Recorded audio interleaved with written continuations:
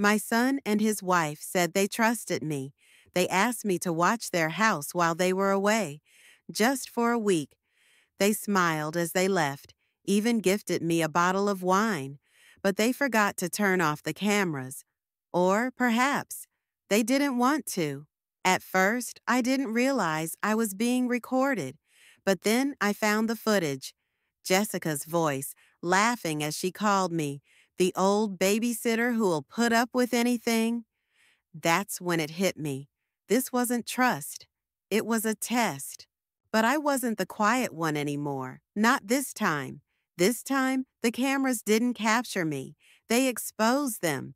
If this story resonated with your soul, click subscribe and let me know in the comments which city or country you're listening from.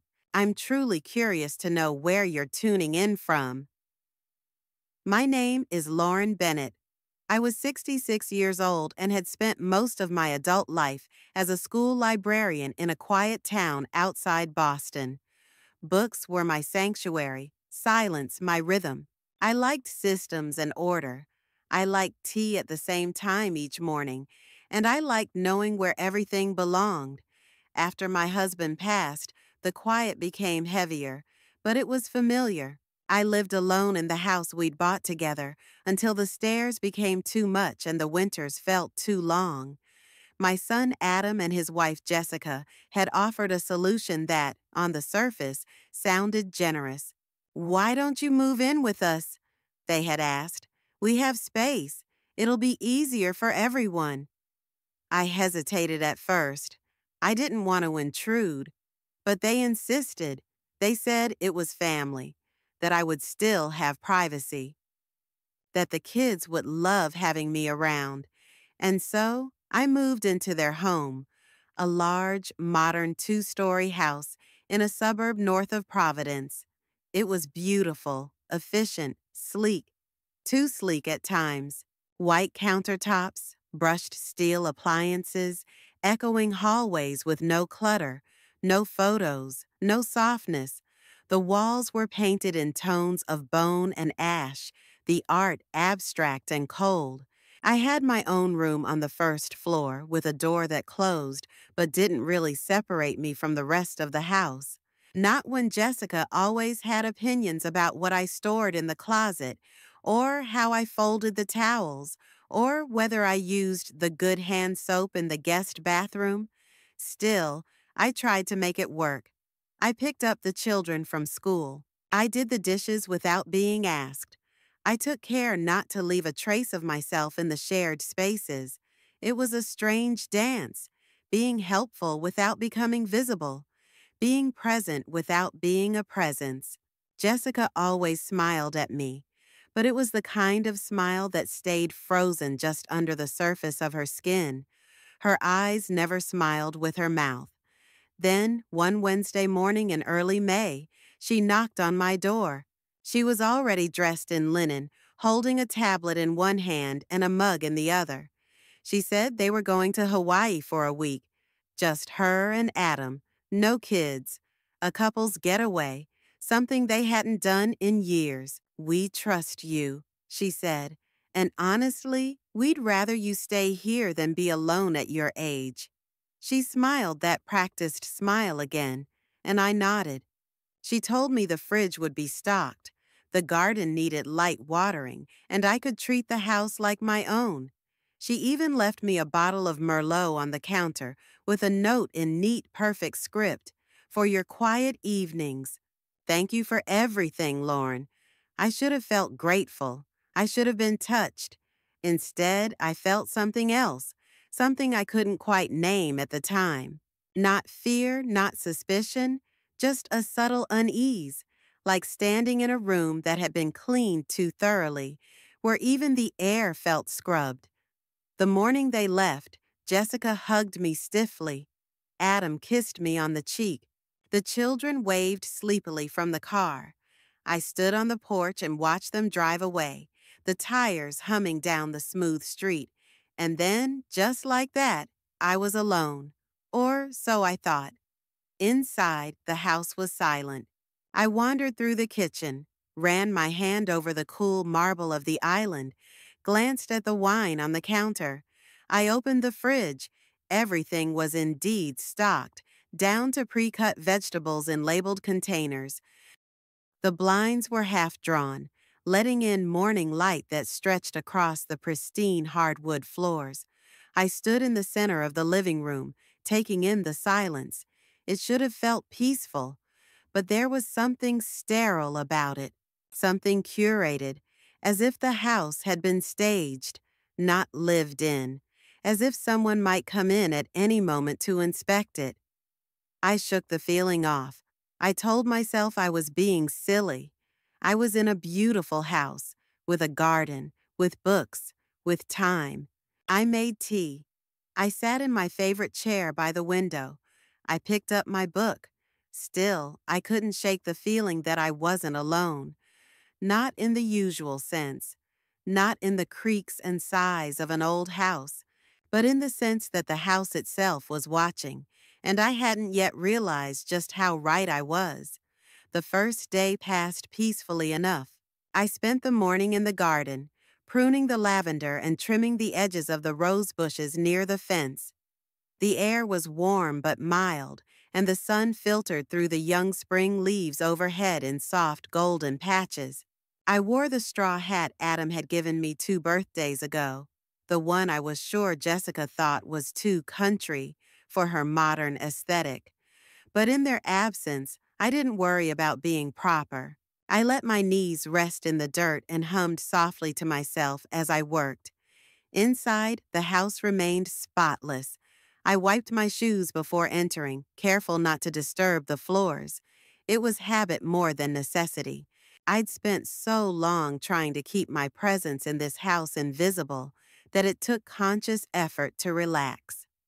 I turned on the kettle, picked out a lemon ginger tea bag, and placed it gently in the ceramic mug with the chip on the rim, the only one in the cabinet that seemed used.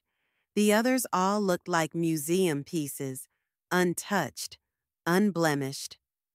I drank slowly by the kitchen window, watching birds skip across the patio stones.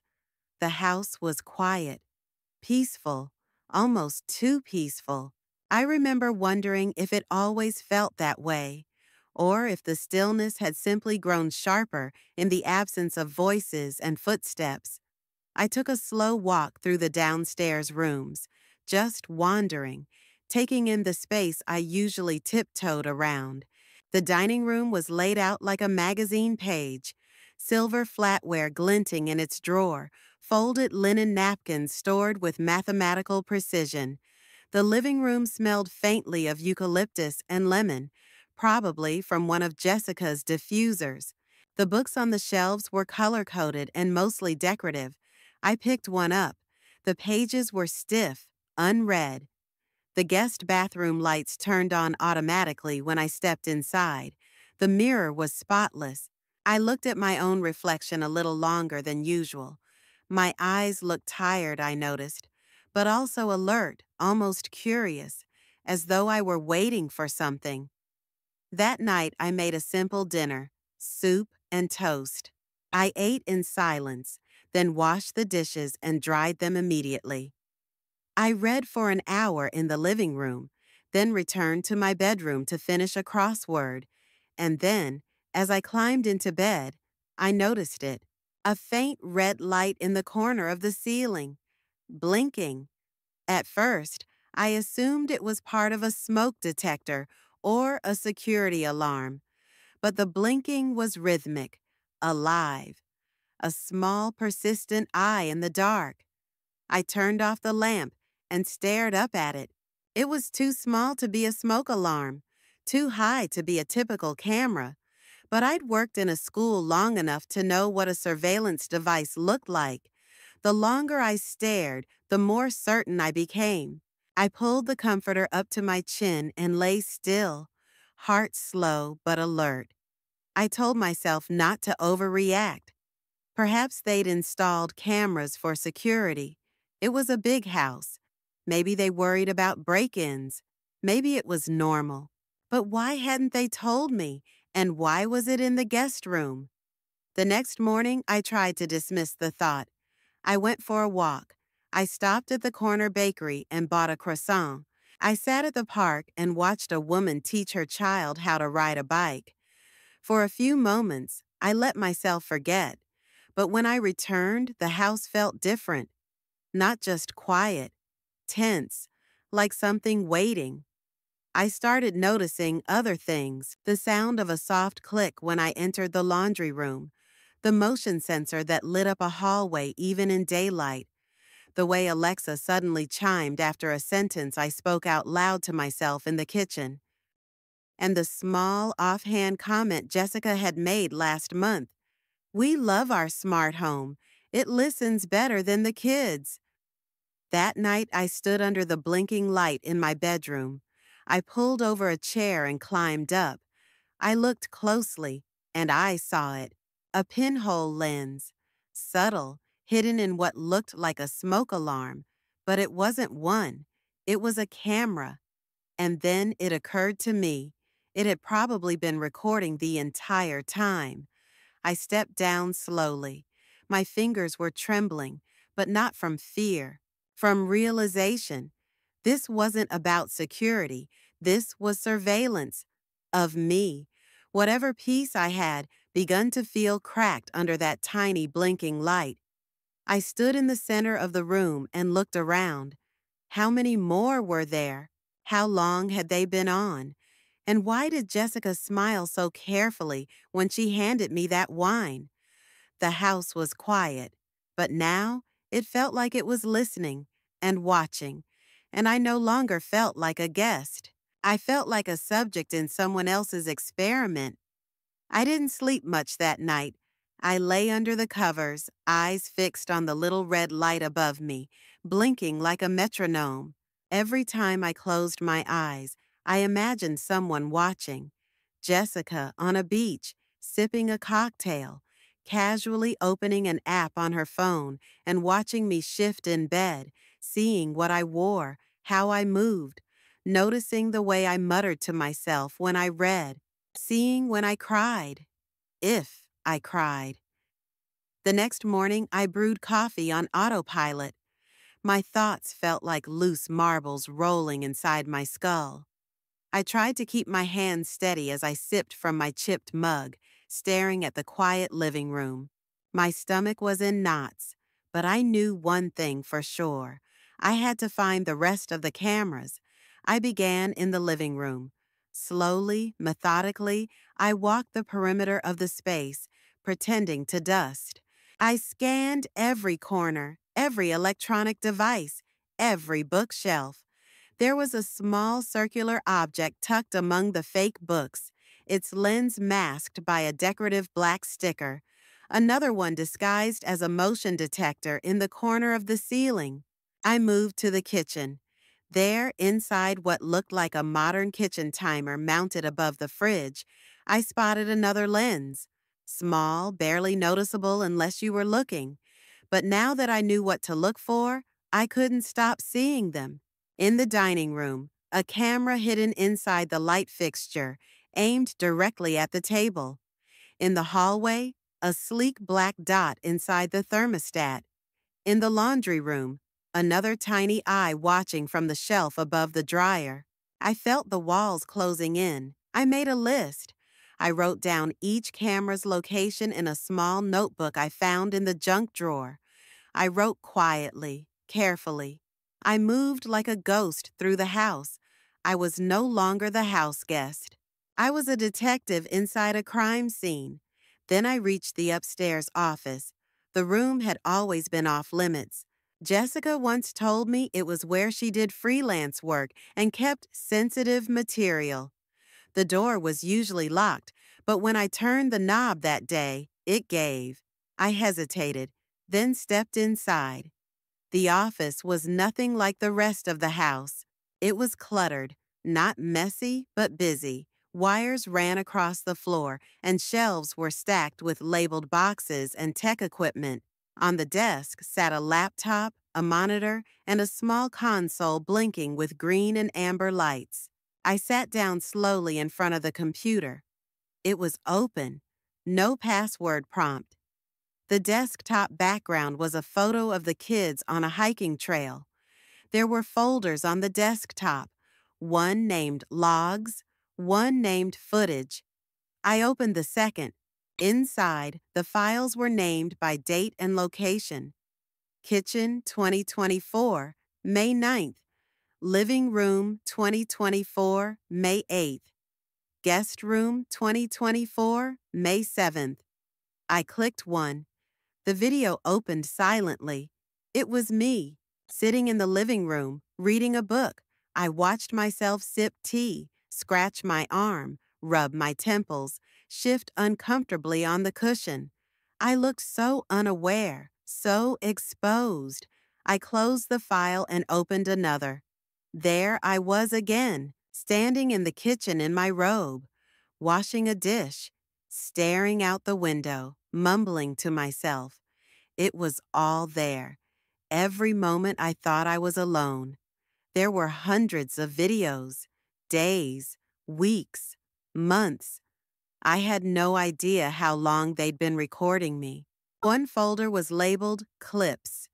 Inside were short videos, some only 10 seconds long, all marked with tags. Weird comments, muttering, crying. They were analyzing me, studying me, categorizing my life like I was some kind of behavioral subject. I stared at the screen, hands frozen over the mouse. Then I clicked on one last video, one that wasn't of me. It was Jessica, sitting in the office, laughing on a video call with someone I didn't recognize. She was holding a glass of wine. Her words were casual, but they landed like stones. She still doesn't realize she's on camera. It's honestly a little sad, she said. I think she talks to herself more than she talks to the kids. It's like she's trying to narrate her loneliness. The person on the other end chuckled. Jessica went on. I'm telling you, it's fascinating. I think we could actually cut together a short documentary. Portrait of the Forgotten Matriarch. I didn't move. I didn't cry. I just sat in that room, in that chair, in that sterile, blinking world they had built around me, and I realized I had been living in a dollhouse, a beautiful, polished dollhouse, where I was the exhibit. I didn't close the folder. I didn't shut the laptop. I left it open, the file still playing, Jessica's voice echoing faintly behind me as I stood. Because now I knew everything I needed to know. They had invited me in, but they never gave me a home. They gave me a glass cage, and I was done performing in it. I closed the door behind me with a softness that came more from instinct than intention. It was the same reflex I had developed long ago when my son was a baby, closing drawers, turning knobs, folding silence around my movements so I wouldn't wake him. But this time, the silence wasn't for comfort. It was for protection. The office felt colder than the rest of the house, though the thermostat read the same. Maybe it was the absence of human warmth, the way the walls seemed to inhale rather than exhale. Nothing about the room felt accidental. Every object had been chosen, placed, and monitored. I stood in the middle of the room, letting my eyes adjust. On the far wall was a sleek black cabinet with 2 locked drawers. There were cables running from it to a central unit on the desk, a custom rig with multiple ports, blinking like it had its own heartbeat. I approached slowly, studying the configuration. Even in my years at the library, I had never seen anything quite like this setup. To the left, beneath the window, was a filing cabinet. I opened the top drawer.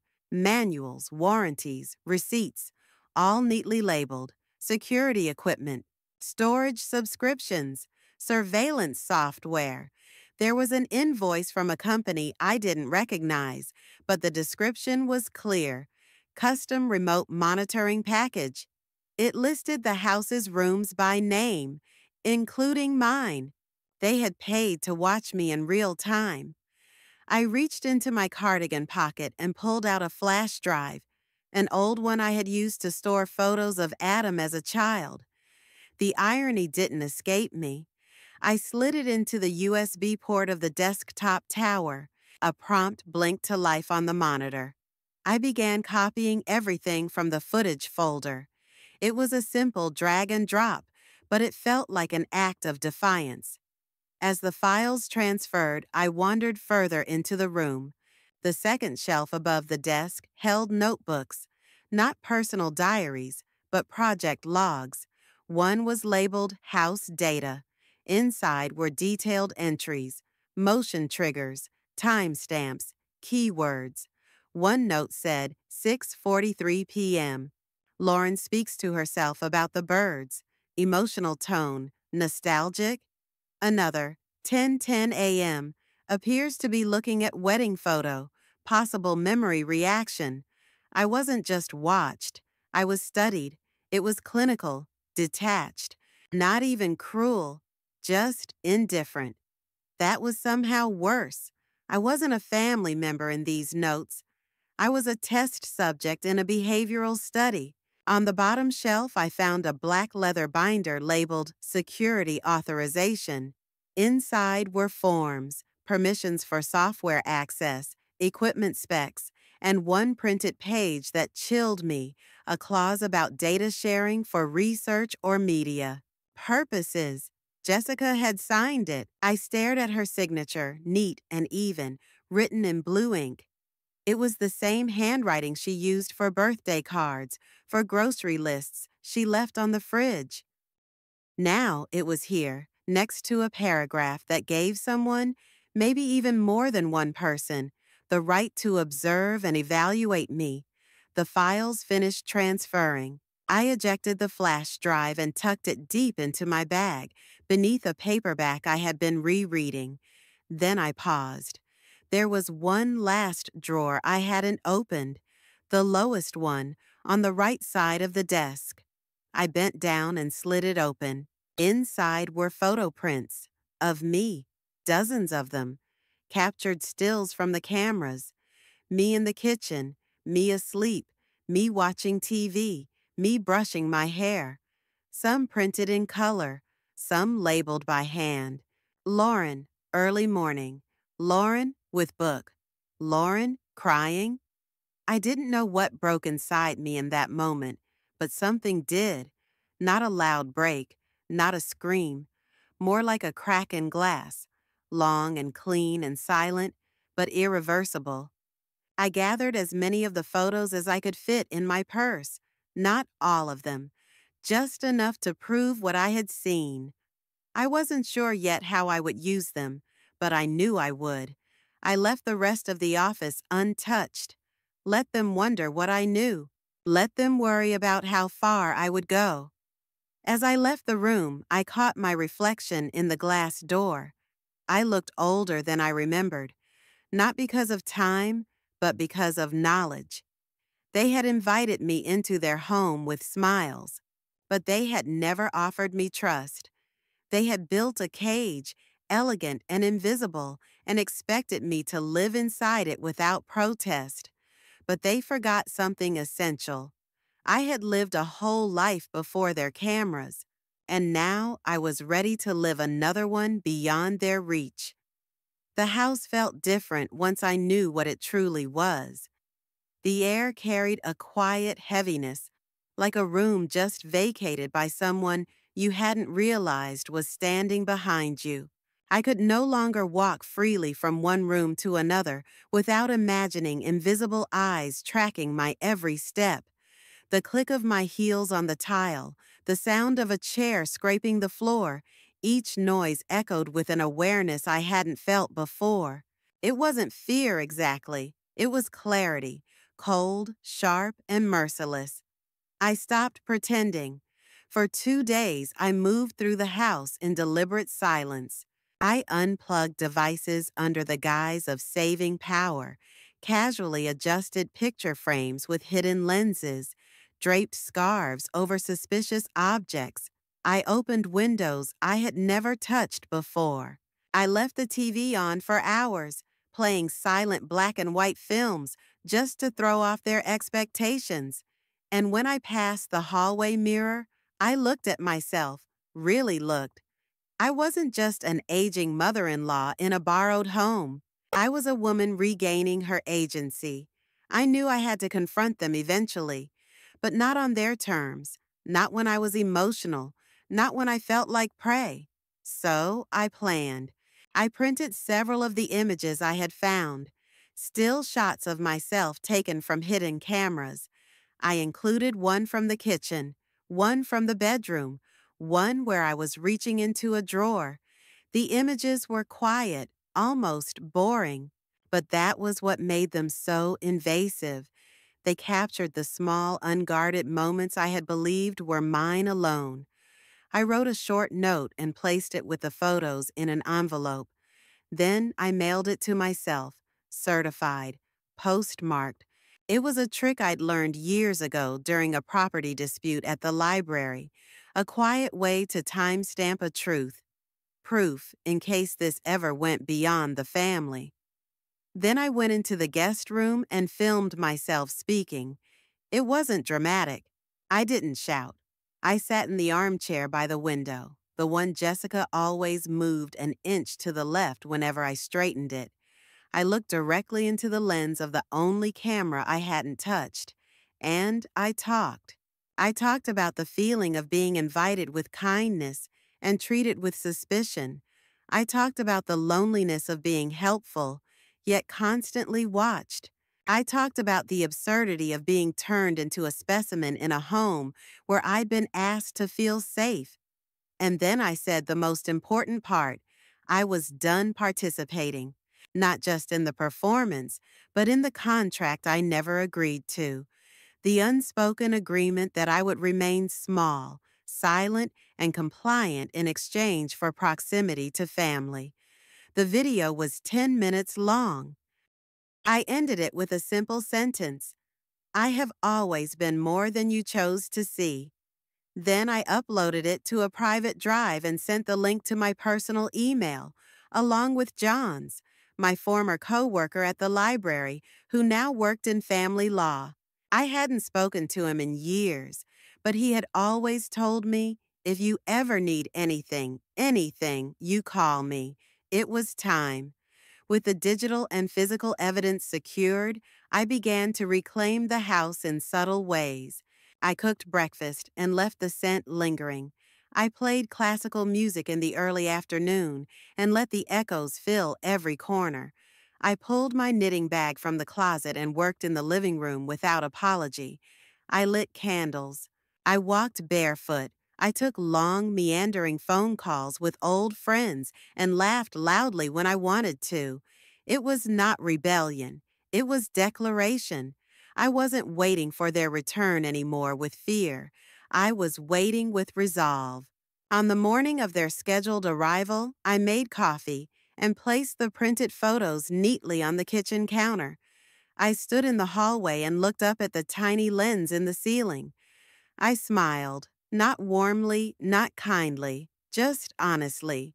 Then I turned and walked outside, took the garden hose, and watered the roses, slowly, with care, the way I had always done things, quietly, patiently, precisely. That night, they walked through the door, sunburned and smug from their vacation, expecting the same quiet woman they had left behind. But I wasn't that woman anymore, and the cameras would show them everything they needed to know.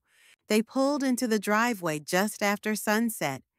I was already seated in the garden with a cup of tea, the same way I had been on the day they left. The sky was turning a deep shade of violet, and the porch light had just flickered on. I didn't stand to greet them. I didn't wave.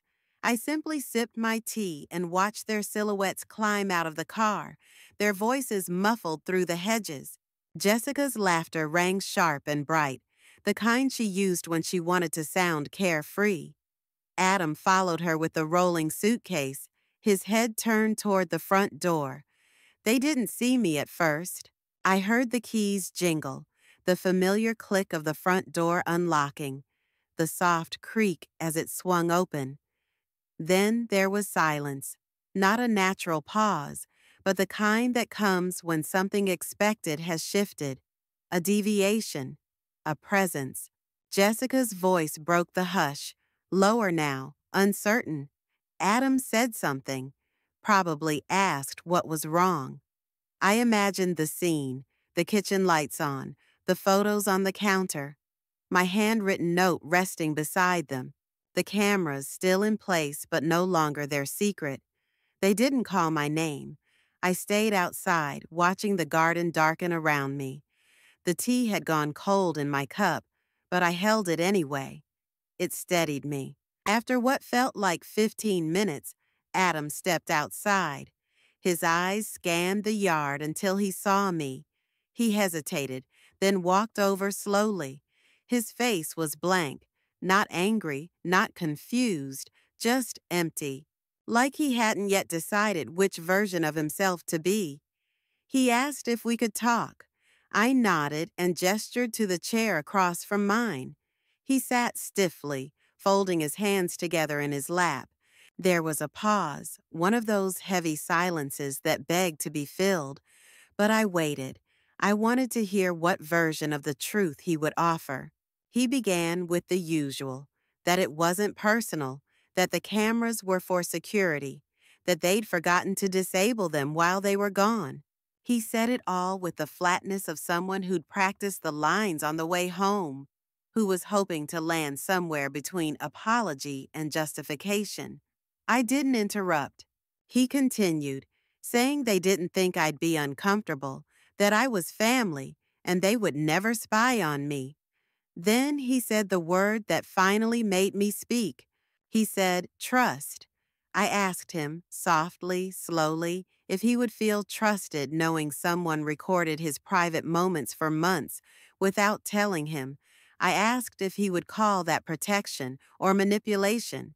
He didn't answer right away. Jessica came out then, her mouth tight, arms crossed. She didn't sit. She stood behind Adam and said she was hurt.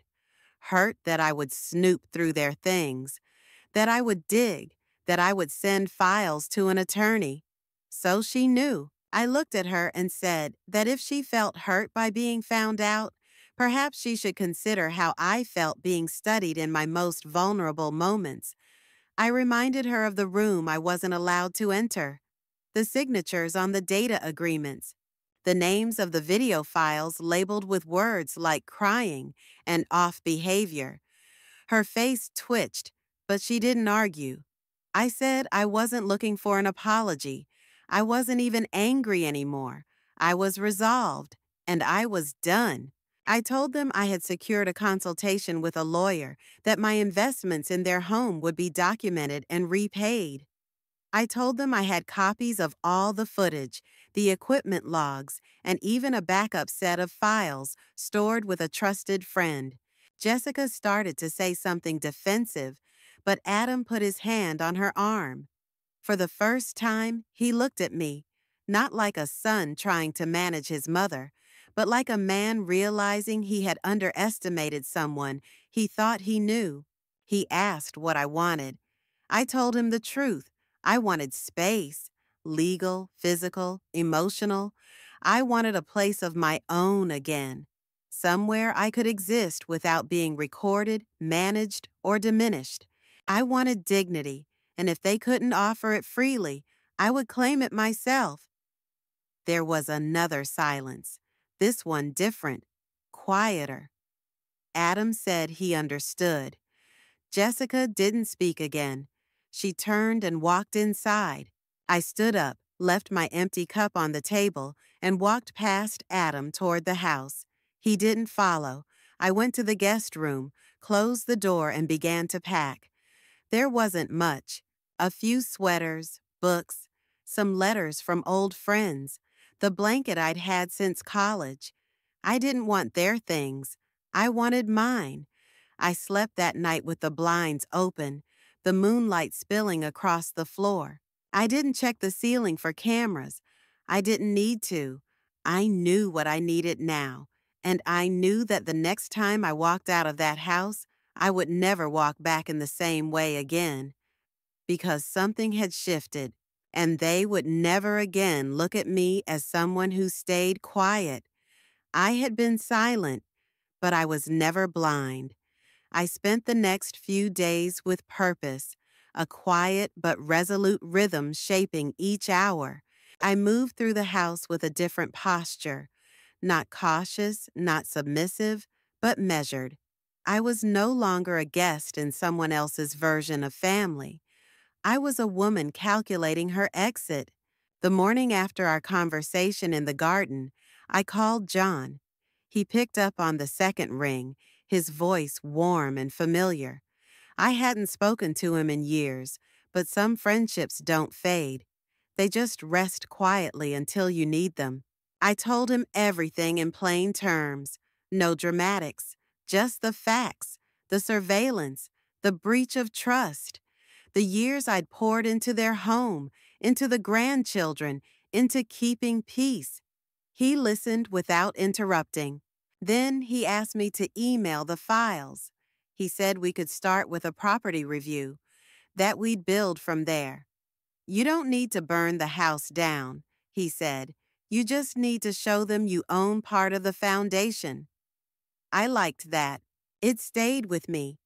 By the end of the week, we had drafted a proposal. It wasn't a threat. It was a boundary, a legal assertion of the role I had played in their lives and their finances. I had contributed to the down payment on their home 5 years ago. Jessica had framed it as a gift, but we had no paperwork, only a wire transfer and a series of emails in which she thanked me for investing in our future. That phrase would prove useful. John wrote a letter, professional, measured, but firm. It outlined my investment, the estimated value adjusted for inflation, and the property's appreciation. It proposed either repayment or a formal equity stake that could be converted into a housing allowance for a separate residence. I handed the sealed envelope to Adam one evening while he stood in the doorway of the guest room. He didn't open it right away. He looked tired, not from guilt, I suspected, but from the weight of realization, from finally seeing me not as a fixture in the home, but as someone who had kept the house running from the shadows. Jessica didn't speak to me that week. She moved around the house like a ghost, always one room ahead or behind. The cameras were still disabled. I left them that way. A few days later, Adam called me while he was at work. He said they'd read the letter, that they didn't want to fight, that they wanted to make things right. The following afternoon, we met in the dining room. I wore the navy sweater Michael had given me one Christmas long ago. I remembered how he used to call it my meeting sweater. He said I looked like someone who wouldn't be pushed around when I wore it. He would have liked this moment. John joined us via video call. Jessica sat with her arms crossed, but she said little. Adam did most of the talking. He said they agreed to repay the investment in full, that they would draw from the equity line and offer an additional stipend for relocation.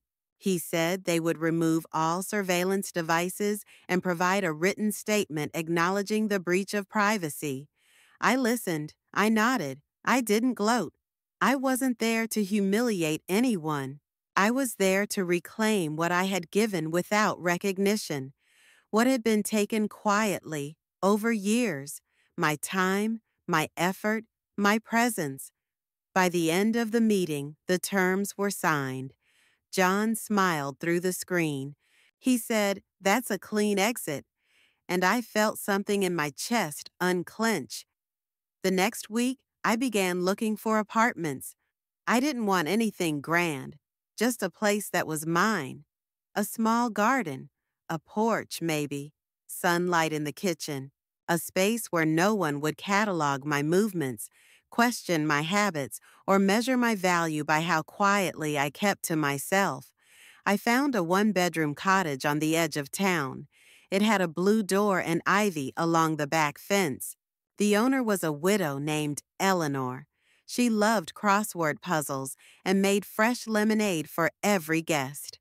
We spoke for an hour on the porch before she handed me the keys and said, "I think you'll be happy here." I moved out quietly. No drama, no ceremony. I packed my things with care, folded the last few shirts, boxed up my books, wrapped the photo of Michael and me from our trip to Cape Cod. I didn't leave a note. I didn't owe them that. Adam helped me move the boxes. Jessica didn't come. I didn't expect her to. When he placed the last box down in my new living room, Adam stood for a moment looking around. He said the place felt calm, that it suited me. I offered him tea, but he declined. He looked unsure, like he wanted to say something meaningful but didn't know how. So I let the silence stand. We had said enough for now. As he stepped outside, he turned back once. He said, "Thank you, not for the past, but for the way I had handled the end of it." I closed the door behind him. I locked it gently. And for the first time in years, I felt like I was home. The first morning in the new cottage, I woke up just before sunrise, stirred not by obligation, but by something deeper. Curiosity, maybe, or a long dormant sense of calm. The air in the room was cool and still, the kind of stillness that doesn't make you feel alone, but held. I stretched slowly beneath the quilt, feeling no rush to rise, no footsteps in the hallway, no background hum of surveillance. I was unobserved, unmeasured, and that made the moment sacred. I stepped into the kitchen barefoot. The old hardwood floor creaked beneath me, but for once, I didn't flinch. There was no one to scold me for making noise too early. I filled the kettle with water and placed it on the stove, humming a tune from memory, one I used to sing to Daniel when he was still small enough to cling to my hip. The sound filled the space, not loudly, but completely. While the water heated, I opened the back door and stepped outside. The garden was still mostly wild, a patchwork of ivy, rosemary, and flowers I couldn't name. Dew clung to the grass and shimmered in the early morning light.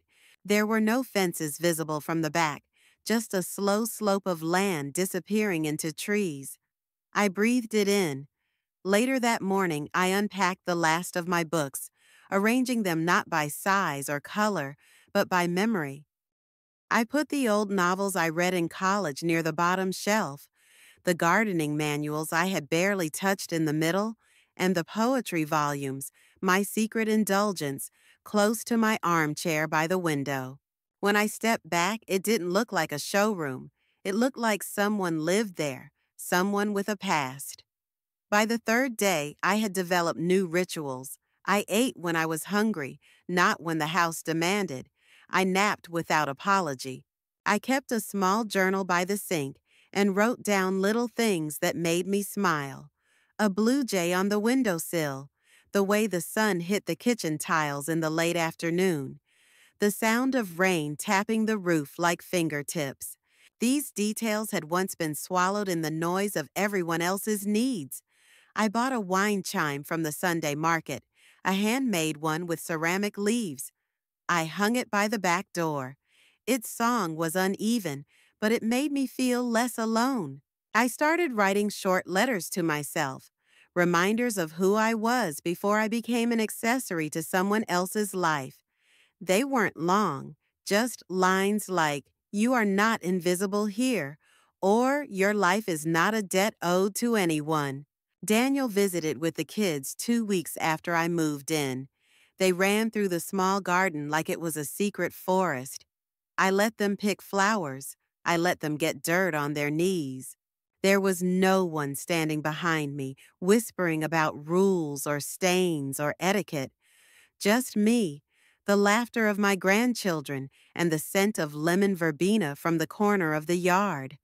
When Daniel left, he looked at me longer than usual. He said, "You seem peaceful." I nodded. That was the word I hadn't dared hope for. I told him I was learning how to rest. Truly rest. not collapse at the end of a long day of service, but rest in a space I chose, in a life I shaped.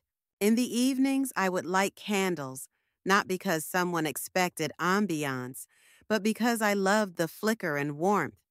I read poetry aloud, even if no one heard. I sang while folding laundry. I ate dessert first. I bought a used typewriter and typed small stories just to hear the click of the keys. I was no longer worried about usefulness. I was choosing joy. There were moments, of course, when memories surfaced. I would walk by a mirror and remember the little red light blinking in the ceiling. I'd recall the sound of Jessica's voice on that video, her cruel amusement. Those moments didn't wound me anymore. They clarified. They reminded me how far I had come. My home didn't have expensive art or voice-controlled lights, but it had windows that opened wide and let the air move freely. It had books that had actually been read. It had a table that held tea and bread and letters from friends. It had silence that wasn't empty. It had presence. I no longer worried about who was watching. There was no script to follow, no role to play. I was no longer the obedient guest or the quiet helper in someone else's life. I had shed those skins like winter coats in spring. My cottage was small, but within its walls I expanded. Every corner of that home bore my fingerprints, not because I was careful, but because I was finally free to leave a mark. I wasn't waiting to be noticed. I wasn't hoping to be thanked. I was living. And for the first time in years, every inch of space around me was exactly what I needed it to be: private, chosen, mine.